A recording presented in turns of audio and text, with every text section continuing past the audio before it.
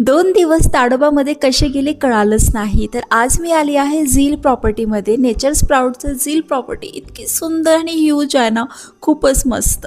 तर फायनली इथे आल्यानंतर जो एंट्रन्स होता तो खूप सुंदर होता. ग्रीनरी एकदम छान. इथे टोटल 4 टाईपचे रूम्स कॅटेगरीज आहेत. तर मी ज्या रूममध्ये राहणार होते ती सर्वात ह्यांची प्रीमियम पाईन कॉटेज रूम होती.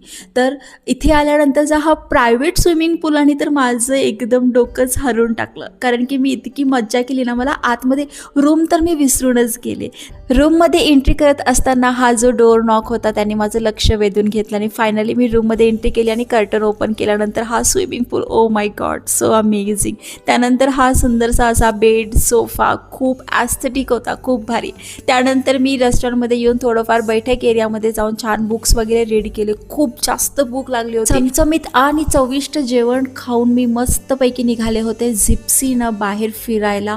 हा जो एक्सपिरियन्स होता हा भन्नाट होता. आयुष्यातला पहिला अनुभव.